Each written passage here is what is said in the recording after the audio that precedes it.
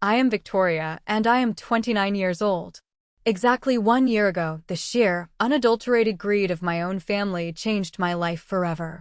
While I was sitting at my own dining table, having just served a Thanksgiving turkey I had spent 3 entire days preparing and cooking with my own hands, my father decided it was the perfect, most opportunistic moment to hand me an eviction notice to my own home.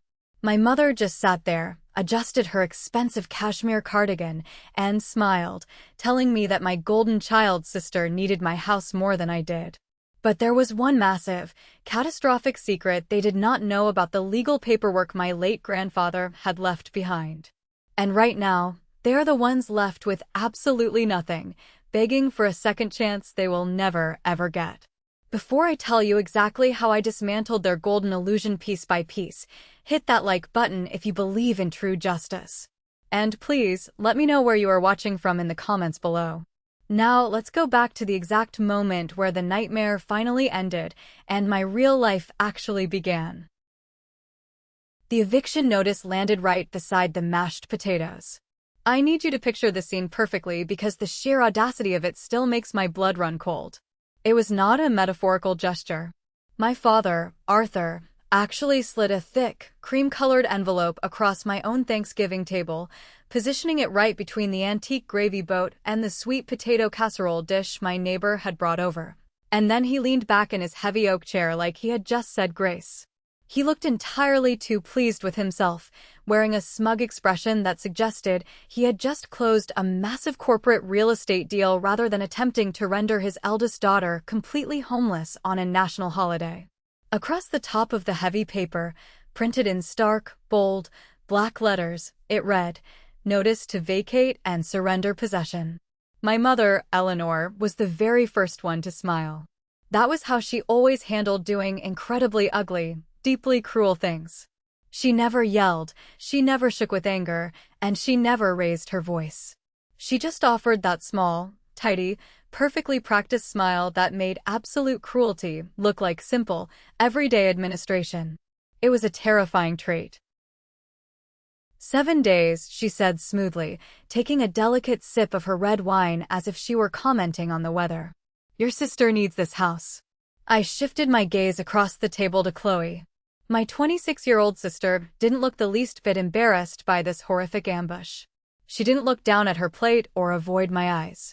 She looked entirely, visibly relieved. She was casually twirling the keys to her heavily financed luxury SUV around her index finger, a vehicle she was months behind on payments for, acting as though she had already won the ultimate prize. That somehow made the entire situation infinitely worse. I stared down at the expensive legal paper resting on my lace tablecloth without touching it. The room was thick with the smell of roasted turkey, sage stuffing, and an overwhelming, suffocating undercurrent of familial betrayal. My father leaned forward and tapped the eviction notice with one perfectly manicured finger to ensure he had my full, undivided attention. Legal demand, he stated, his voice thick with an unearned, arrogant authority. You can either make this smooth or expensive. I didn't scream. I didn't throw my crystal wine glass against the freshly painted dining room wall. I didn't burst into dramatic tears. I just sat there at the head of the table in the house I owned, looking at the people who were supposed to protect me from the harshness of the world, realizing they were the architects of my destruction. I picked it up then, holding the paper to the light. It wasn't an official court order. It was a lawyer's letter heavily dressed up to sound exactly like one, packed full of intimidating, dense phrases like adverse occupancy, family equitable interest, and surrender of premises to rightful beneficiary. It was nothing but pure, unadulterated intimidation printed on very good, expensive paper. They thought my silence was submission. They assumed I was just going to pack my bags, abandon my property, and walk away because they demanded it. I thought the worst of my family's emotional abuse was over, but sitting at that table, I realized I was so incredibly wrong. To truly understand how my father felt perfectly comfortable trying to legally steal my home over cranberry sauce and turkey, you have to deeply understand the toxic, suffocating dynamic of my family. I was the classic, textbook scapegoat. I was the designated shock absorber for every single thing that went wrong in our household, the person who was expected to endlessly sacrifice her own happiness to maintain the fragile ecosystem of my parents' delusions. Chloe, on the other hand, was the golden child. She was the sun, the moon, and the stars to my parents. In their eyes, she was utterly flawless, a fragile princess who deserved the world handed to her on a silver platter, even if that platter had to be stolen directly from my hands. Growing up in that house felt like constantly breathing underwater. Every single academic achievement I managed to scrape together was aggressively downplayed. When I brought home a straight-A report card, my father would barely glance at it before asking why I hadn't joined the debate team to pad my resume. Meanwhile, every basic, fundamental task Chloe managed to complete was celebrated like she had just cured a major global disease.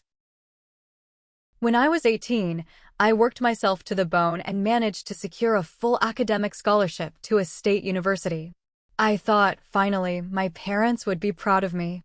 Instead, they didn't even take me out to a celebratory dinner.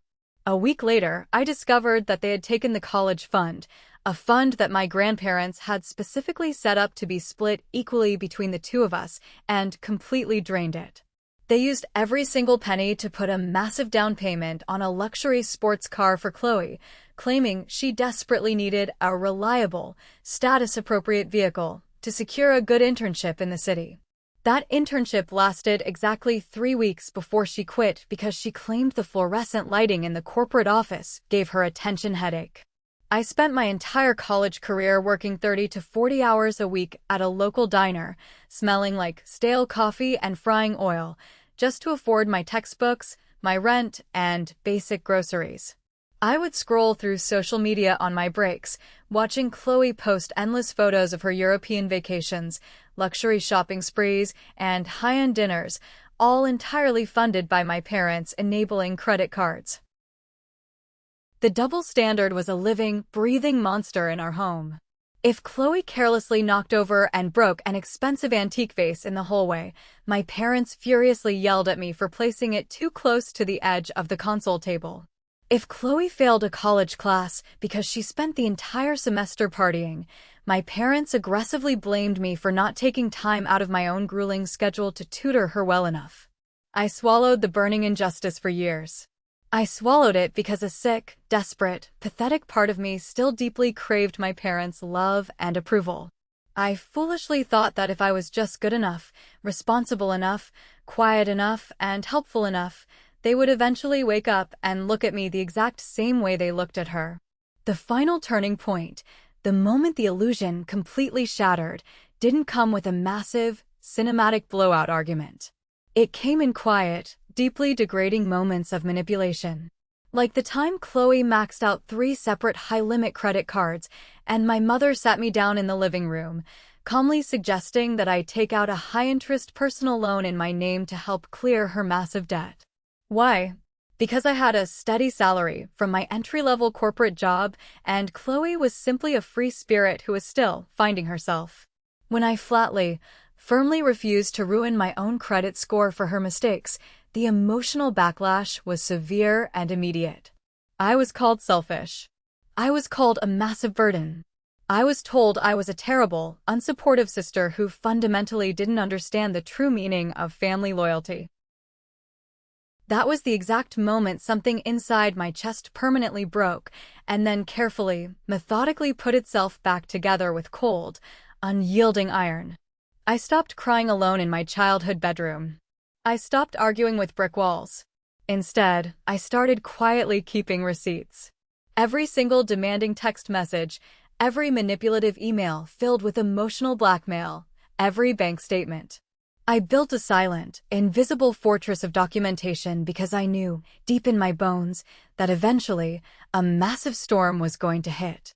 I just didn't realize the storm would manifest as a full-blown, aggressive legal lawsuit aimed directly at the only safe haven I had ever known. The real, irreparable fracture in the family timeline, the event that set this entire catastrophic Thanksgiving dinner into motion, started 6 years earlier, when my grandfather Owen got incredibly sick. Grandpa Owen was a stoic, hard-working man, And he was the absolute only person in our entire extended family who saw straight through my parents' obsession with status and Chloe's weaponized incompetence. When his heart condition rapidly worsened, requiring constant care and monitoring, the family's reaction was aggressively, disgustingly passive. My father, Arthur, claimed he was entirely too busy aggressively managing his corporate real estate portfolio and networking at his exclusive country club to be bothered with hospital visits. My mother, Eleanor, clutched her pearls and claimed the sterile, depressing hospital environment severely triggered her generalized anxiety. Chloe simply stated she was too emotionally sensitive to see her grandfather in a weakened state, preferring to send a generic card bought from a pharmacy. So, the heavy, heartbreaking burden of caregiving fell entirely, squarely on my shoulders. I didn't mind it. I loved him fiercely. I was the one who took him to every single one of his weekly cardiology appointments, sitting in the waiting room for hours, meticulously writing down medication schedules and dietary restrictions. When the heavy winter snow caused damage to his beautiful, historic home in Asheville, I was the one who pulled money directly out of my own meager savings account to pay the roofer when the porch started dangerously sagging. I spent nearly all of my precious weekends and rare days off fixing loose handrails, painting chipped molding, and maintaining his beloved property. While my sister Chloe constantly borrowed thousands of dollars from our parents and casually called her massive credit card debt bad timing. Grandpa Owen never complained aloud about his son and daughter-in-law completely abandoning him in his time of need. He never cried about Chloe's absence. He just sat in his worn leather armchair, attached to an oxygen tank, asking me quiet, pointed questions about my life, my job, and my financial stability. He watched absolutely everything.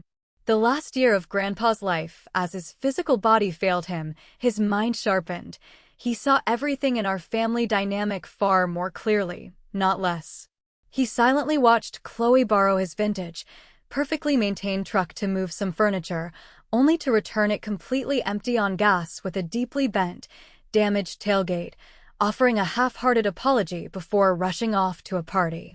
He watched my father, his own son, aggressively hint during rare visits that the Asheville house would be much more useful and profitable in male hands, suggesting it should be sold and the funds transferred to Arthur's investment accounts.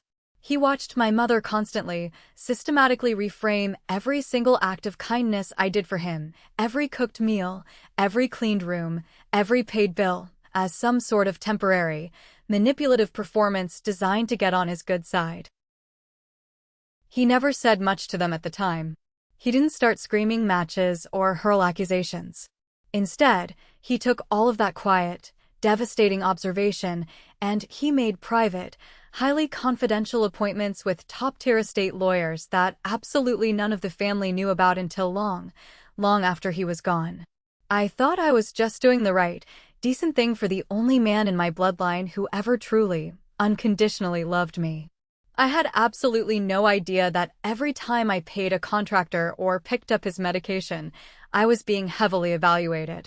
I was entirely unaware that I was watching the secure, ironclad foundations of my future being meticulously laid down in legal concrete. When Grandpa Owen finally lost his battle with his heart condition and passed away, my family put on an absolutely spectacular, Oscar-worthy performance of grief at the funeral. Eleanor wept dramatically into a designer silk handkerchief, leaning heavily on Arthur's arm for support in front of his wealthy business associates, while Chloe wore a deeply inappropriate, highly expensive black designer dress and accepted condolences from relatives like she was a grieving celebrity walking a red carpet. I stood in the back of the church, completely numb, wearing a simple black suit I bought off the rack at a department store, quietly mourning the only real parent I ever had. The very next day, the facade of familial mourning instantly, violently dropped. We were at the sprawling Asheville house, supposedly there to sort through his personal belongings. I was quietly packing up his favorite collection of classic literature, my chest aching with a fresh wave of grief.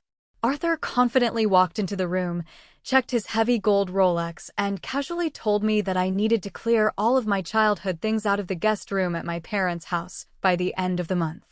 Chloe, he explained, had simply acquired too many designer clothes and required my old room to convert into a custom walk-in closet. I didn't even have the emotional energy to fight back. I just nodded, feeling entirely discarded. But 2 excruciating weeks later, the official will reading took place in a sterile, mahogany-paneled conference room at a downtown law firm. We all sat stiffly around the heavy table as the estate attorney, a stern man with wire-rimmed glasses, cleared his throat and began reading the meticulously prepared documents. The bomb dropped within the first 5 minutes. 6 years earlier, right before his health rapidly declined, Grandpa Owen had left the entire, highly valuable house in Asheville outright to me. Not to my parents, not to be split equally between the 2 grandchildren. Just me. The attorney clearly explained that Grandpa had signed a recorded transfer on death deed and made absolutely, legally sure it was filed properly with the county clerks months before he passed. The silence in that conference room was deafening. You could hear the hum of the air conditioning unit. Then, the absolute explosion happened. My parents immediately, aggressively refused to accept the reality of the legal document presented in front of them. My father's face turned a dangerous shade of crimson. They raised their voices, completely abandoning their polite society personas, calling the legally binding decision wildly unfair. They vehemently claimed Grandpa had been overly, foolishly sentimental in his old age. They yelled at the lawyer, insisting that Grandpa had severely overreacted to Chloe's temporary financial rough patch. But what they really meant, the dark truth lingering underneath their furious shouts, was much simpler and far more sinister. Their absolute favorite, chosen child desperately wanted the massive financial value of that house, so in their deeply warped, entitled minds, the house should automatically become hers. Arthur slammed his fist violently onto the mahogany table, rattling the water glasses. This is an egregious mistake. That property is worth a small fortune. Victoria doesn't need a massive historic house. She's single and working an entry-level job. Chloe has a lifestyle and a public image to maintain. I sat perfectly still, my hands folded neatly, tightly in my lap, digging my fingernails into my palms to keep from shaking. I looked up at the lawyer, who offered me a barely perceptible, reassuring nod of professional solidarity. The house was undeniably mine. The deed was utterly ironclad. But as I sat there and watched the unhinged, vitriolic fury contort my mother's face and the raw, unmasked jealousy burn violently in my sister's eyes, I knew with absolute certainty that this wasn't the end of the war. It was barely the opening skirmish. I had just been handed the keys to the castle, but the brutal, relentless family siege was about to officially begin. After the probate dust somewhat settled and the deed was officially, legally transferred into my name, I packed my meager belongings and moved into the Asheville house permanently. It was a stunningly beautiful, historic property, full of character and memories, but it desperately needed significant, expensive love. The neighborhood property values had steadily climbed over the years as the area gentrified, and the house was recently appraised at close to $600,000. The exact moment my parents found out the official appraisal value, their behavior shifted from passive-aggressive anger to active, venomous, calculated sabotage. Chloe's financial situation, meanwhile, had rapidly and spectacularly deteriorated. The massive monthly payments on her luxury Porsche, combined with her relentless, desperate need to maintain an illusion of a wealthy luxury aesthetic on her social media accounts, had completely buried her in insurmountable debt. She was facing aggressive collections agencies, her credit cards were frozen, and the bank was actively threatening to repossess her beloved car. Instead of doing the logical thing and telling their golden child to get a second job and sell the luxury vehicle, Arthur and Eleanor decided that my newfound inheritance was the perfect, easy solution to their self-created problem. The psychological warfare started subtly, relying on years of ingrained family conditioning, then rapidly escalated into absolute madness. You have to understand, Chloe had made my life utterly, profoundly miserable long before the inheritance ever existed. She was a master of covert cruelty. She stole cash directly from my purse in high school, recklessly wrecked my first used car by texting while driving, and let me take the furious blame from our parents for weeks, and once maliciously deliberately shut off the electrical breaker to my bedroom the night before my final college exams because she thought I was acting superior for getting an academic scholarship. My parents always, without fail, had a pathetic excuse ready to protect her. She was just stressed, they would say, waving away my tears. She was young. She didn't mean it like that. Now, at 26 years old, she was completely broke again and sitting in my dining room while my father tried to orchestrate an illegal eviction to force me out of my own property. They began a relentless campaign of harassment. Eleanor would call me at 6 in the morning, weeping hysterically into the phone, telling me that my selfishness was literally destroying the family's health. She told all of our extended relatives that I had emotionally manipulated a dying, confused old man into cutting my innocent sister out of the will. I quickly became the villain in a twisted narrative I didn't even write. I didn't let their words stop me from securing my asset. I poured every ounce of my salary into the house. I paid the heavy property taxes entirely out of my own pocket. I spent grueling weekends refinishing the original hardwood floors one room at a time, wearing a respirator mask and scrubbing until my muscles screamed. I fought relentlessly with the city zoning office over old, messy permit records. I even worked double shifts for an entire year to afford to replace the massive, failing furnace before the harsh winter hit. My parents had not lifted a single, solitary finger to help me. But now that the neighborhood had climbed in value and the house was a goldmine, suddenly they were obsessed with talking about fairness. One evening, I came home from an exhausting 10-hour shift to find Arthur standing aggressively in my driveway. He didn't say hello. He just walked right up to me and demanded, not asked, that I take out a massive home equity loan against the property to pay off Chloe's debts. When I flatly, coldly refused, he looked at me with a level of disgust I had never seen from a parent. "You are a selfish, ungrateful daughter," he spat, his face inches from mine. "That house belongs to this family. You are just holding it hostage." I realized then that there was no line they wouldn't cross. The harassment reached a terrifying boiling point exactly 1 month before Thanksgiving. My father formally requested a family meeting at a neutral, upscale coffee shop downtown. I knew exactly what it was, an ambush, but I went anyway, mostly to gather intelligence on their next strategic move. Arthur and Eleanor sat across from me in a plush booth, looking like a united, heavily armed front of corporate hostility. Arthur reached into his designer briefcase and slid a single piece of paper across the cafe table. It was a poorly drafted, legally dubious document titled an occupancy agreement. It explicitly stated that I had agreed, in principle, to surrender full occupancy of the Asheville residence to Chloe by the end of the calendar year in exchange for ongoing family assistance and emotional harmony. I read the document twice, keeping my face completely blank, ensuring my hands didn't shake. "You want me to voluntarily, legally sign over a $600,000 home so Chloe can have a free place to live?" I asked, making sure my voice was completely devoid of emotion, stripping away any tone they could use against me. Eleanor reached across the polished wood table and tried to put her manicured hand over mine. I pulled my hand back immediately, sliding it into my lap. "Victoria, darling, you have to be reasonable. You've had a very good run in that house, but your sister is struggling. She needs a real start." She used that gentle, completely fake, sickeningly sweet tone that made my skin crawl. "We are trying to solve a very serious family problem privately. We want to avoid taking you to civil court and ruining your financial future over legal fees."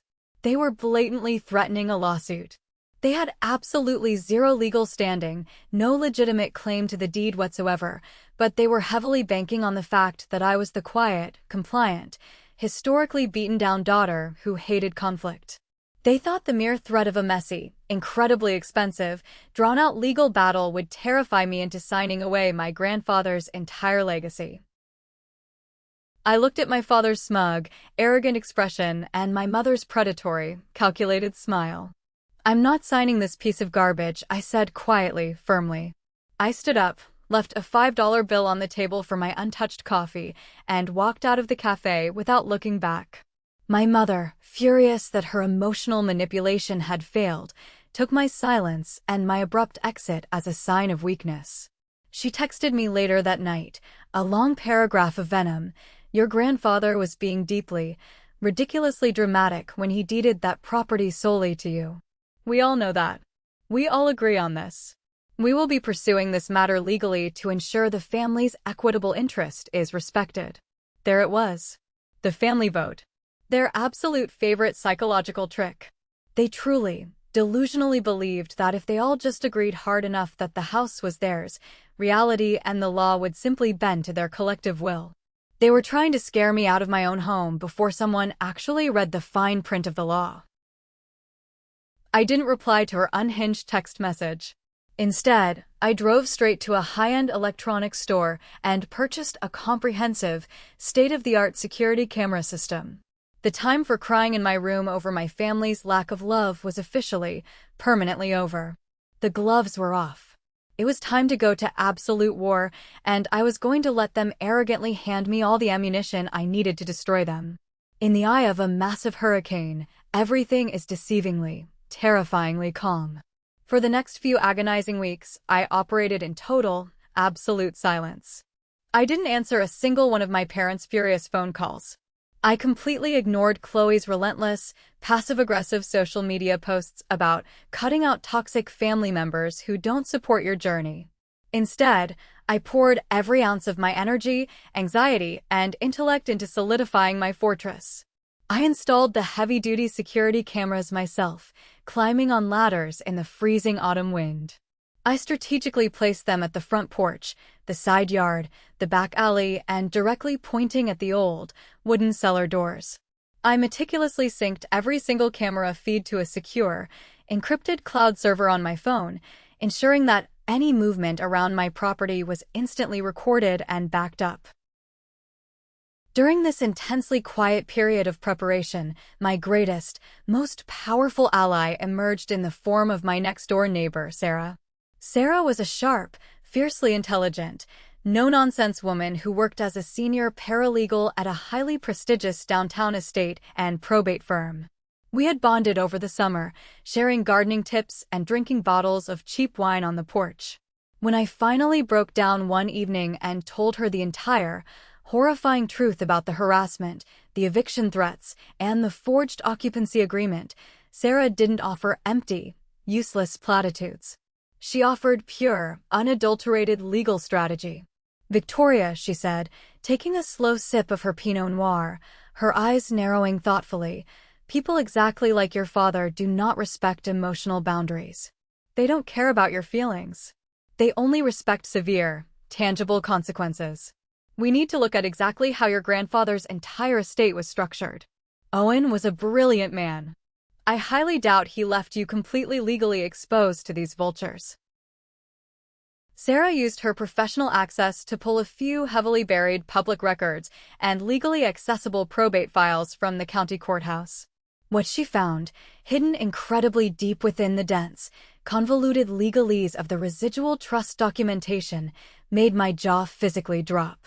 Grandpa Owen hadn't just given me the house and walked away. He had meticulously, brilliantly anticipated the exact brand of greed my family was currently displaying, and he had set a massive, devastating financial trap. It was legally brilliant. It was cold-bloodedly ruthless. And the best part? It required me to do absolutely nothing but sit perfectly still and wait for my father to confidently step directly into it. Look at this, Sarah said, tapping a thick stack of papers she had brought over. This is a copy of your father's own sworn statement from the probate hearing. I leaned over the kitchen island, tracing the lines of text. It was the document where Arthur had legally, formally admitted under oath that I was the sole lawful owner of the property. But it was the attached addendum that made my heart race. Sarah had just handed me the ultimate weapon. The real, earth-shattering turning point happened 2 days later when Sarah arranged a highly private, strictly confidential meeting for me with Julian Vance. Julian was the lead trust administration counsel for the Owen Bennett estate, the man who held the keys to the rest of Grandpa's fortune. Julian was a man who wore immaculate, dark wool coats and carried himself like someone who had spent his entire professional life telling entitled, greedy families things they desperately didn't want to hear, and always incomplete, devastating sentences. We met in his stark, modern, glass-walled office overlooking the city. Julian opened a thick, worn leather folder and laid out the absolute reality of my grandfather's brilliant foresight. Grandpa didn't just leave me the house through the transfer on death deed. He had also left a completely separate, heavily restricted investment trust explicitly designated for my father, my mother, and Chloe. It wasn't enormous, unspendable money, but it was a very substantial amount, roughly $240,000, meant to be split over time. My parents had always treated this trust like a wounded entitlement, furious that they couldn't just liquidate the principal immediately to fund their lifestyle. But here is the absolutely critical part, Victoria, Julian said, his voice flat, precise, and entirely devoid of sympathy for my family. The distribution of that $240,000 is strictly, legally contingent on all three of them signing a family settlement and a non-contest acknowledgement. He slid a heavily highlighted legal document across the polished desk. I read the penalty clause, and a cold shiver of pure, unadulterated vindication ran rapidly down my spine. The point was beautifully, brutally simple. The house was definitively mine. The trust money was conditionally theirs. And if any of them actively tried to challenge the title, physically interfere with my legal possession, or assist someone else, like Chloe, in asserting a completely false, fabricated claim to my house, their entire share of the trust would be instantly cut off and redistributed under the penalty clause. Grandpa Owen had known exactly who he was dealing with. He knew my father's supreme arrogance, my mother's quiet manipulation, and my sister's insatiable greed. And incredibly, my father, in his desperate rush to secure his potential financial payout after the funeral, had already blindly signed the non-contest acknowledgement during the initial probate. But Julian wasn't finished. He pulled out a printed email chain from his file and set it squarely in front of me. 2 days ago, your father sent this to my office, Julian stated, his tone chillingly calm. I stared at the email. The subject line read, Victoria Transition Agreement. Attached was a scanned, one-page document. It was the exact occupancy agreement Arthur had tried to force me to sign at the coffee shop, falsely acknowledging that I had agreed in principle to surrender the house to Chloe. But there was a signature neatly written on the bottom line. My signature. Except it wasn't mine. It was a glaring, desperate, criminal forgery. The signature looked vaguely like mine only if you had ever seen my handwriting rushed on a pharmacy prescription bottle. He forged it, I whispered, the crushing reality of my father's outright criminality finally sinking in. He actually committed fraud to steal my house. He did, Julian confirmed, his eyes locking onto mine. The massive problem for your father is that he arrogantly sent a forged document to a trust office that keeps meticulously verified specimen signatures from the original probate settlement. Julian closed the leather folder with a decisive snap. They have officially triggered the review process for the forfeiture clause.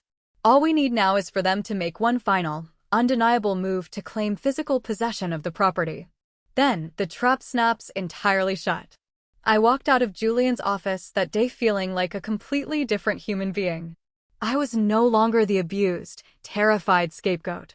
I was the executioner. Thanksgiving was only 4 short days away, and I had already invited them to dinner. I decided, right then and there, I wasn't going to cancel. I was going to set the table, serve the damn turkey, and let them serve themselves their own absolute financial destruction.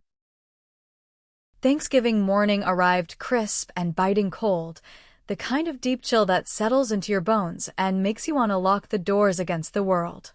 I woke up at 5 in the morning, long before the sun even thought about rising over the Asheville Mountains.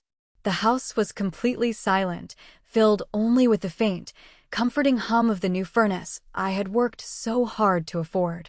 I walked into my newly renovated kitchen, tied an apron around my waist, and began the massive, exhausting process of preparing a holiday feast for the exact people who were actively conspiring to destroy my life. I was roasting a 20-pound turkey, making my grandfather's famous sage and sausage stuffing from scratch, and baking 3 different types of pies. To an outside observer, I looked like the perfect, deeply devoted daughter preparing to host a loving family gathering. Inside my mind, however, I was a general meticulously surveying a battlefield, knowing the enemy was marching straight toward my gates. The psychological preparation was far more exhausting than the physical cooking. I spent hours perfectly setting the massive oak dining table. I polished the antique silver flatware until it gleamed under the chandelier. I folded the heavy linen napkins into perfect, stiff peaks. I wanted the entire setting to look absolutely flawless, a stark, undeniable contrast to the ugly, chaotic greed they were about to bring into my sanctuary. By 2 in the afternoon, the entire house smelled like butter, rosemary, and roasted garlic. And then, the security camera notification on my phone buzzed sharply in my pocket. They had arrived. I watched the live feed on my screen as my family pulled into the long driveway. Chloe made her grand, ridiculous entrance first, aggressively revving the engine of her heavily financed Porsche before throwing it into park on my gravel driveway. She stepped out wearing an outfit that probably cost more than my entire monthly salary, a pair of oversized designer sunglasses shielding her eyes from the weak autumn sun. She looked around my manicured lawn with an expression of sheer entitlement, as if she were inspecting a luxury hotel she had just purchased. My parents arrived moments later in my father's pristine BMW. Arthur stepped out adjusting his expensive wool coat, looking every bit the ruthless corporate executive he pretended to be outside of his real estate failures. Eleanor trailed behind him, holding a store-bought pecan pie and wearing that tight, practiced, deeply fake smile she reserved for public appearances and social warfare. But they hadn't come alone. To my absolute horror, my father had boldly invited his sister, Aunt Carol, and her completely spineless husband, Uncle Robert. Aunt Carol was a notoriously gossipy woman who was currently entirely consumed by a vicious custody battle involving her own son's divorce, but she always made time to pass harsh judgment on me. I realized instantly why my father had brought them. He wanted an audience. He wanted witnesses to watch me crumble. He believed that the overwhelming social pressure of the extended family would force me to surrender without a fight. I opened the heavy front door and greeted them with a perfectly polite, completely hollow smile. The fake compliments started the second they crossed the threshold. Aunt Carol dramatically gasped, running her hands over the polished original banister. "Victoria, honey, this house is simply stunning. It has so much potential. I just know Chloe is going to do amazing things with the interior design once she settles in." I didn't flinch. I didn't correct her. I just took their coats and hung them in the hall closet. Chloe brushed past me without saying thank you, immediately marching into the living room and loudly criticizing the placement of my antique sofa. My mother followed her, cooing in agreement, loudly discussing which load-bearing walls they should tear down to create an open-concept space. They were parading through my home, mentally measuring the drapes, completely confident in their delusion that I was just a temporary caretaker keeping the property warm for the golden child. I went back into the kitchen, gripping the edge of the granite counter until my knuckles were white, taking deep, steady breaths. Let them gloat, I told myself. Let them walk directly into the trap. The oven timer went off, signaling it was time to eat. I thought the worst of the day was the waiting, but the true nightmare was just about to begin. We gathered around the massive dining table. The feast looked like something out of a high-end lifestyle magazine, but the atmosphere in the room was suffocatingly tense, completely thick with unspoken hostility. We passed the mashed potatoes, the green beans, the cranberry sauce, engaging in completely hollow, superficial small talk about the weather and Uncle Robert's recent golf scores. I sat at the head of the table, the rightful owner of the house, while my father sat at the opposite end, acting entirely like the patriarch presiding over his own kingdom. We were about halfway through the main course when the shift happened. The polite conversation abruptly died off. Arthur dabbed his mouth carefully with his linen napkin, cleared his throat loudly to command the table's attention, and reached into the interior breast pocket of his tailored suit jacket. He pulled out a thick, cream-colored envelope. The eviction notice landed beside the mashed potatoes. Not metaphorically, my father actually slid the cream-colored envelope across my own Thanksgiving table right between the gravy boat and the dish my neighbor had brought over, then sat back like he just said grace. The room went dead silent. Aunt Carol stopped chewing her turkey, her eyes darting back and forth between me and my father, absolutely thrilled by the sudden, brutal drama. Across the top in bold, it read, "Notice to vacate and surrender possession." My mother smiled first. That was exactly how she always did ugly things. Not yelling, not shaking, just that small tidy smile that made cruelty look like administration. 7 days, she said smoothly, locking her cold eyes onto mine. Your sister needs this house. My sister Chloe didn't look embarrassed at all. She looked profoundly relieved. That somehow made the absolute betrayal so much worse. I stared at the heavy legal paper resting on the lace tablecloth without touching it. My brain was racing, calculating every single variable. They were actually doing it. They were trying to force me out onto the street during a national holiday.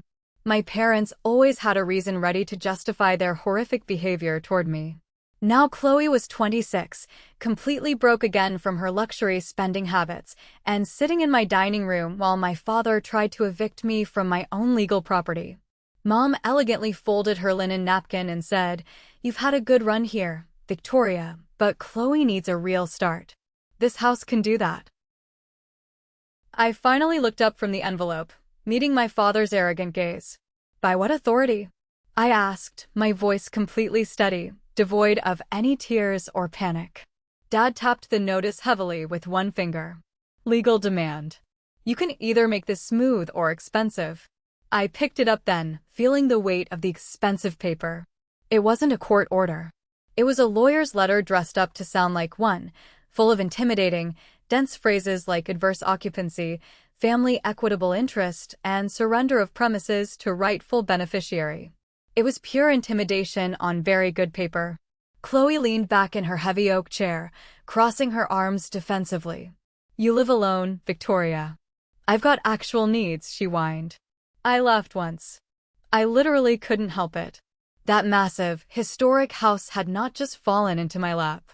After Grandpa died, I paid the property taxes, refinished the floors one room at a time, fought with the city over old permit records, and worked double shifts for an entire year to replace the failing furnace before winter hit. My parents had not lifted a single, solitary finger to help me maintain the property. But now that the neighborhood had rapidly climbed in value and the house was worth close to $600,000, suddenly they were obsessed with talking about fairness and family equity. Mom took my prolonged silence as a sign of weakness and submission. "Your grandfather was being deeply dramatic when he deeded it to you," she said dismissively. "We all know that."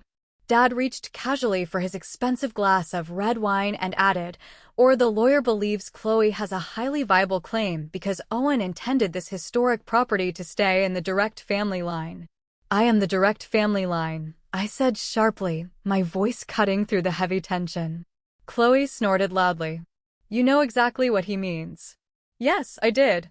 He meant the favorite child. He meant the person my parents had spent my entire life preparing the best room for. I set the fake eviction notice back down on the table, aligning it perfectly with my fork.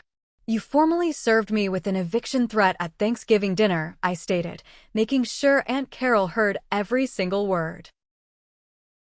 Dad just shrugged his shoulders indifferently. "I figured if we did it face to face, you might behave like a rational adult." I opened my mouth, almost ready to answer him, to tear his logic apart piece by piece. But before I could utter a single syllable, the doorbell rang sharply, echoing through the silent hallway. Nobody at the table moved a muscle. Then it rang again, louder this time. I thought the trap was set, but I was about to watch the jaws snap shut. I stood up slowly, walked purposefully to the front hall, and opened the heavy wooden door to my next-door neighbor and best friend, Sarah. She was standing on the porch holding a ceramic pie carrier in one hand and a sealed, highly official legal envelope in the other. Sarah worked at a prestigious downtown estate firm. She was also one of the only people in the world who knew my father had been aggressively making phone calls about stealing the house for weeks. I had told her 3 days earlier that if my parents tried absolutely anything at dinner, I wanted to know exactly how much legal trouble they were blindly stepping into. Sarah looked right past me, saw the grim expression on my face, and knew immediately what had just happened. "So," she said softly, her eyes narrowing. "They actually did it." I nodded once, my jaw tight. Then we walked back into the dining room together, our footsteps echoing on the hardwood floor. My father instantly straightened up in his chair, his eyes darting to the stranger intruding on his power play. "Who is this?" he demanded. "My neighbor," I said loudly, clearly. "And my legal witness." Sarah set the warm pie on the kitchen counter, stepped right up to the dining table, and held out the sealed legal envelope directly toward my father. "This was left for Mr. Bennett at the downtown office," she said, her voice completely calm and professional. "Certified. My boss strictly said he'd want it tonight if he actually handed over that ridiculous notice." My father snatched the envelope from her hand with a deep frown. "What exactly is this?" Sarah's voice stayed incredibly calm, commanding the entire room. "Open it." He did. I stood there and watched his arrogant eyes move rapidly across the first page and then suddenly stop dead. The color completely drained so fast from his face, he looked like he was about to pass out right into his mashed potatoes. My mother turned her head before I said a single word, sensing the catastrophic shift in the room's energy.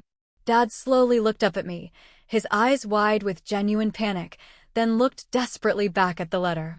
For the very first time all evening, he didn't look confident. He looked completely caught. Chloe leaned aggressively over his shoulder. "What is it?" she demanded. My father couldn't even find the air to answer. Sarah did. "It's a certified copy of your father's own sworn statement from the probate hearing," she said clearly for everyone, including Aunt Carol, to hear. The specific one where he legally admitted Victoria was the sole lawful owner of this property, and explicitly agreed that any family member who tried to challenge her possession would instantly forfeit the rest of Owen's trust distribution. My father read the page twice, his hands physically shaking before he spoke. That doesn't mean what she thinks it means," he stammered. It was such a pathetically weak line that even my mother turned toward him too fast, her fake smile finally shattering. Sarah didn't hand him the rest of the thick packet. She kept it securely in her own hands and slid only the first page closer beneath the bright dining room chandelier light. "It means exactly what it says," she replied firmly. I stood at the head of my own table and finally picked up a silver fork, mostly just to keep my hands from doing something physically violent and less elegant. Chloe was already leaning halfway out of her chair, frantically trying to read the dense legal text over my father's trembling shoulder. And my mother had gone completely still in that incredibly dangerous way she always did when her absolute control started slipping, trying to decide whether to lie harder or retreat gracefully. She chose harder. "Probate paperwork doesn't override family fairness," she snapped aggressively. Sarah looked right at her with utter disdain. "Good thing this isn't about fairness." Then she tapped the second paragraph of the document. I knew that specific paragraph intimately. My grandfather didn't just leave me the massive house through a transfer on death deed. He also left a separate, highly restrictive investment trust for my father, mother, and Chloe. Not enormous wealth, but roughly $240,000 split over time, strictly contingent on signing a family settlement and a non-contest acknowledgement. The legal point was beautifully, brutally simple. The house was mine. The trust money was theirs. And if any of them tried to challenge the title, physically interfere with my possession, or actively assist someone else in asserting a false claim to my house, their trust shares would be immediately cut off and redistributed under the strict penalty clause. Grandpa Owen had known exactly who he was dealing with, and my greedy father had blindly signed the paperwork anyway. Chloe finally snatched the heavy paper directly from his shaking hands. "Let me see that." Dad grabbed for it, but he was entirely too late. Chloe's eyes ran down the page, then up, then down again, much slower this time as the reality of her financial ruin settled in. "What the hell is this?" she asked, her voice cracking with pure panic. I answered her before Sarah could. "It's Grandpa making absolutely sure you couldn't bully me out of my house after he died." The trap had been sprung, and they were bleeding out on my expensive lace tablecloth. My mother snapped instantly, her voice high-pitched and shrill. "That is not what Owen intended." "It's literally what he formally signed," Sarah said, completely unfazed. "No," my mother insisted, pointing a shaking finger. "It's a manipulative trap written by sleazy lawyers." Dad finally found his voice again, desperate to regain control of his shattered kingdom. "This is only a standard probate declaration," he argued, his face flushed red. "It doesn't legally stop us from asserting equitable family occupation." That specific phrase was so completely ridiculous and desperate that I nearly smiled. Sarah didn't. "Then you should carefully read the attached trust clause before you keep talking and digging your grave deeper." She pulled the second page free from her envelope at last and handed it directly to Chloe. That was highly strategic. My sister always believed paper more when it came straight through her own heavily manicured fingers. Chloe read the dense legal paragraph aloud, her voice trembling, completely without meaning to. "Any beneficiary who directly or indirectly contests title, possession, or beneficial ownership of the Asheville residence transferred to Victoria Bennett, or supports another person in doing so, shall be deemed to have predeceased distribution under Article 6. The dining room went dead quiet. Even Aunt Carol stopped breathing. Even Chloe, who barely passed her college courses, understood that specific language. Not because she was legally gifted, but because she heard the exact phrase "deemed to have predeceased distribution" and knew it meant exactly one thing in ordinary, brutal English. "You get absolutely nothing," I whispered into the silence. My father stood up so fast his heavy chair legs violently scraped the refinished hardwood floor. "This was never supposed to be used like this," he yelled, completely losing his composure. I laughed once, a cold, hard sound. "Against you." Mom frantically turned to me. "Your grandfather was under severe pressure when he signed this." "No," I fired back, leaning forward. "He was under deep observation." That was the absolute truth. The last agonizing year of Grandpa's life, he saw everything our toxic family did more clearly, not less. He watched Chloe borrow his truck and return it completely damaged. He watched my father aggressively hint that the house would be more useful in male hands for corporate leverage. He watched my mother constantly reframe every genuine kindness I did for him as a temporary, manipulative performance. He never said much at the time. He just asked quiet questions and made private appointments with lawyers none of them knew about until after he was securely gone. Chloe violently slapped the legal paper against the table, rattling the silverware. "So what? Grandpa can just arbitrarily decide I'm practically homeless forever because you played fake nurse for a year." That finally did it.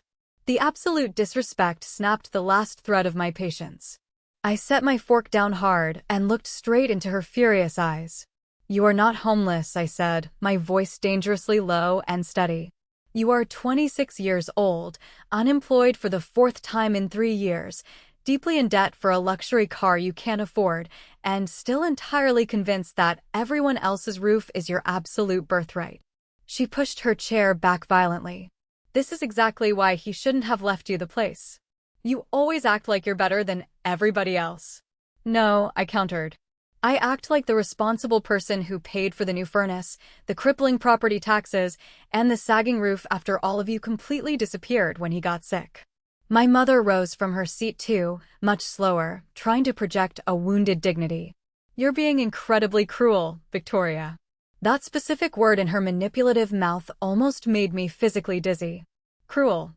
As if serving me legally fabricated eviction papers over Thanksgiving turkey and stuffing had been an act of profound tenderness. Then, the front door opened. I hadn't locked it after Sarah came in. A tall man in a dark, impeccable wool coat stepped into my dining room. He carried himself like a man who spent most of his professional life telling entitled families things they desperately didn't want to hear. It was Julian Vance, the Trust Administration Counsel. He took in the chaotic scene, the half-finished plates of food, the fake eviction notice still clutched in my father's shaking hand, and the trust papers spread out under the bright chandelier. No one needs to explain the atmosphere. I can plainly see it, Julian said, his voice cutting through the tension like a razor blade. My father tried to salvage his pride anyway. This is a highly private family matter, he sputtered. Julian set a heavy leather folder down on the edge of the table.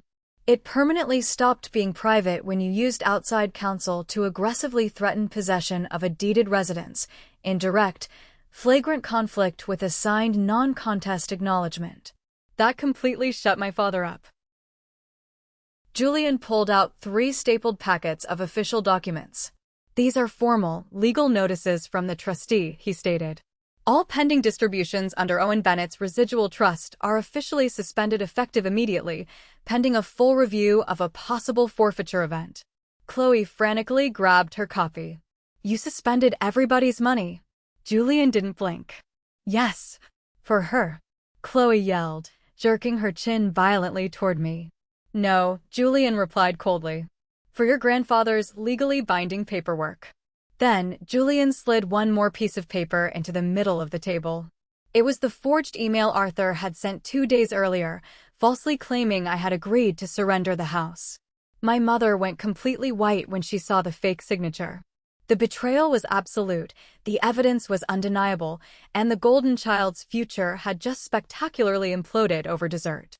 The explosion that followed Julian's revelation was deafening, ending with Chloe screaming curses and my parents storming out of my house, completely humiliated in front of Aunt Carol and Uncle Robert.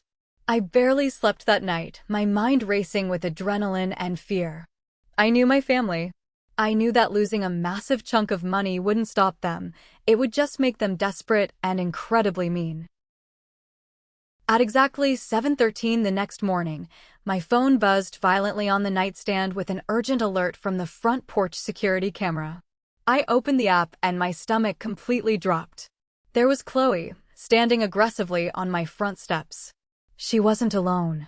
She had a professional locksmith standing beside her holding a heavy clipboard, 2 massive duffel bags at her feet, and a marked county patrol car idling ominously at the curb. I threw on a sweater, grabbed my heavily tabbed legal folder containing the original deed, and threw open the front door before she could even knock. Chloe smiled immediately, a vicious, triumphant smirk. Good. You're awake, she sneered. The uniformed deputy stepped forward, holding up a hand. Ma'am, I'm Deputy Miller. I'm just here for a civil standby to keep the peace while they retrieve personal property or clarify access. Retrieve what property? I asked, staring dead at my sister. Chloe lifted one of the heavy duffel bags slightly with her foot. Mine, she lied smoothly. I looked at the bag, then back at her, feeling a surge of pure disgust. You have literally never lived here a day in your life. Deputy Miller looked skeptically between us. Do you legally own this residence, ma'am? Yes, I do, I said firmly, immediately handing him the certified deed copy. Recorded transfer on death deed from my late grandfather. The property taxes are in my name. The insurance is entirely in my name. The deputy read the document much faster than I expected, then turned to Chloe with a heavy sigh. Do you have an official court order for eviction? Chloe gave a short, arrogant laugh, pulling out a folded piece of paper. It's a family house, officer. I have her written consent right here. She handed him a so-called occupancy agreement, typed on cheap, generic legal template language, falsely stating I had agreed to let her move into the downstairs bedroom pending family transition. Once again, a blatant, sloppy forgery of my signature sat on the bottom line. The deputy frowned deeply. When exactly was this signed? Last month, Chloe lied without blinking. It was absolutely not, I fired back. The hired locksmith took one long look at my furious face, one look at the deputy's deeply skeptical expression, and quietly packed up his tools. I'm not changing a lock during a hotly disputed occupancy with no court order and a deed owner standing right in front of me, he muttered, turning around and walking briskly back to his van. Chloe swore loudly under her breath. Before she could launch another manipulative lie, my phone buzzed violently in my hand again. It was an urgent motion alert from the side yard camera. I looked down at the screen, and for half a second, my brain completely failed to process what I was seeing. Then, my entire body went ice cold. On the glowing screen of my phone, I watched the live feed of my father, Arthur. He was creeping around the back of my house, lurking right at the old wooden cellar doors off the back walk. He was carrying a large, clear plastic storage tote in one hand and something small and metallic in the other, a copied key. The absolute coward had sent Chloe to the front door to distract me with a deputy and a locksmith, while he literally snuck around the back to break into my basement. "Deputy," I said sharply, my voice cracking like a whip as I shoved the phone screen directly into his face. "My father is actively trespassing on my property right now." Deputy Miller took one look at the live footage showing Arthur bending toward the cellar lock, and his entire demeanor shifted from annoyed peacekeeper to active law enforcement. Inside the clear plastic tote on the screen, visible for just a second, were men's clothes and a thick stack of mail. They weren't trying to move Chloe in. They were desperately trying to manufacture fake, physical proof that she already lived there to establish squatters' rights. I didn't wait. I sprinted through the side hall, out the mudroom door, and down the back concrete steps into the yard, with the heavy footsteps of the deputy right behind me. Chloe came running too, swearing loudly the entire way, desperately trying to intercept us. We rounded the corner of the house and caught him dead to rights. My father was at the cellar door, a copied key jammed halfway into the old exterior lock, one foot braced heavily against the stone step. "Sir, step away from the door right now." Deputy Miller's voice boomed across the crisp morning yard. Arthur completely jumped, dropping his keys into the grass, standing up way too fast. He tried to quickly plaster on his fake, corporate smile. "Officer, there's a misunderstanding. I'm just retrieving some stored family property." "No," I yelled, pointing at the clear plastic bin sitting beside him. "You're planting it." Deputy Miller stepped closer, shining his heavy flashlight into the clear tote. Inside were folded men's clothes, cheap bathroom towels with the retail tags literally still attached, and 6 pieces of mail prominently addressed to Chloe at my specific address. It was a credit card offer, a cable promotion, and bank envelopes. But my father had made one massive, incredibly stupid mistake in his desperate rush to frame me. Julian Vance, who had just pulled into the driveway after getting my urgent text, walked around the corner just in time to see the evidence. He pointed a long finger at the bin. "Officer, if his daughter supposedly already lived here as a tenant, why are every single one of those mail envelopes still completely sealed and unopened?" That was the microscopic detail that broke the entire criminal illusion. It was way too obvious, heavily staged, and pathetically desperate. Deputy Miller aggressively pulled out his heavy notepad. "I need legal identification from everyone present right now," he demanded. When my father arrogantly asked why, the deputy didn't hesitate. "For my official police report. Because you just attempted forced entry onto a deeded property without lawful possession while presenting actively disputed, likely forged paperwork." My father's face crumbled. The mighty corporate executive had just been reduced to a common trespasser in his daughter's backyard, caught completely red-handed on camera. The fallout was swift, brutal, and entirely legally documented. Deputy Miller extensively photographed the plastic tote, the planted, sealed mail, the copied key in the grass, the blatantly fake occupancy paper, and heavily downloaded all the security camera footage from my phone to attach to his official police report. He made it explicitly, undeniably clear that if anyone in my family ever returned to my property claiming false possession without a genuine court order, they would be immediately arrested and charged as criminal trespassers. They left my property that morning not with dramatic, cinematic screaming, but with the quiet, humiliating silence of a completely failed occupation collapsing under the harsh daylight of the law and undeniable paperwork. By Monday morning, Julian Vance had formally filed the deputy's police report, the forged occupancy agreement, The fraudulent email my father had sent the trust office, the porch footage, and the backyard photos directly with the primary estate trustee. Wednesday afternoon, I was sitting at my kitchen table, the exact same table where my father had arrogantly slid the eviction notice beside the mashed potatoes just days prior, when Julian called me with the final, irreversible result. The trustee made a final, binding determination, Julian said, his voice carrying a note of profound professional satisfaction. Your father, your mother, and Chloe each independently triggered the penalty clause in Article 6. Their distributions are officially forfeited. I let out a breath I felt like I had been holding for 29 years. All of it? I asked, wanting to be absolutely certain. All remaining distributions. Permanently, Julian confirmed. Under Grandpa Owen's brilliantly drafted trust terms, the forfeited financial shares did not just circle back to the greedy people who caused the breach. They immediately dropped into an alternate remainder he had secretly named years earlier. The entire $240,000 was legally, permanently transferred to a local veterans housing nonprofit and a struggling public library foundation he had quietly supported for decades. That specific detail felt exactly like the man I loved. He hadn't just shielded me from their abuse. He'd made absolutely sure that if they went after my house out of sheer greed, the money would go somewhere genuinely useful instead of right back into their toxic hands. The financial ruin hit them fast. Without the promised trust money to act as a safety net, Chloe's luxury car was aggressively repossessed by the bank within a month. My father lost not only the inheritance money, but, much worse for a man like him, he completely lost the arrogant confidence that he could relentlessly bully his way through any family problem with intimidating legal paper and a louder voice. He sent me exactly one furious email that simply read, "You coldly chose paper over your own blood." I typed my reply, hit send, and then permanently blocked his email address forever. No, Grandpa did. I just read it. After that final email, my world got incredibly, beautifully quiet in the only way that actually matters, legally. No sheriff ever came back to my porch. No sketchy locksmiths showed up.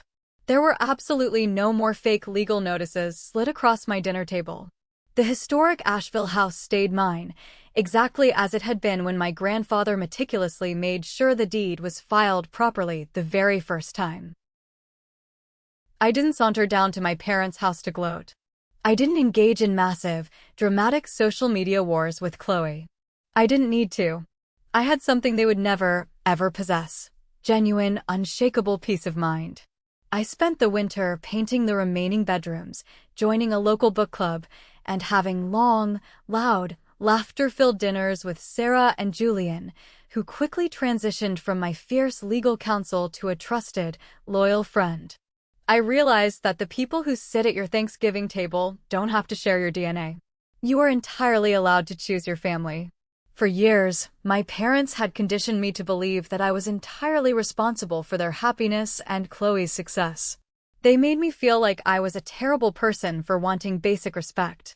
But sitting in my quiet, warm living room, watching the snow fall outside the window my grandfather used to look through, I finally understood the truth. Setting firm, unapologetic boundaries isn't cruel. Protecting yourself from toxic, manipulative people, even if you share the same last name, is not a crime. It is an absolute necessity for survival. Forgiveness does not require reconciliation, and I chose to leave them to lie in the exact bed they had so maliciously made. Thank you so much for sitting down and listening to my story today. If there is one thing I desperately want you to take away from this, it is that your worth is never, ever defined by the family members who fundamentally refuse to value you. You do not have to set yourself completely on fire just to keep toxic people warm. Have you ever faced something similar with your own family? Have you ever had to draw a hard line in the sand against the people who were supposed to love you most? Share your story in the comments below, because I promise you, someone out there needs to read it and know they aren't alone. And don't forget to like this video and subscribe to the channel so you don't miss the next journey of healing and taking back control. Stay strong and protect your peace.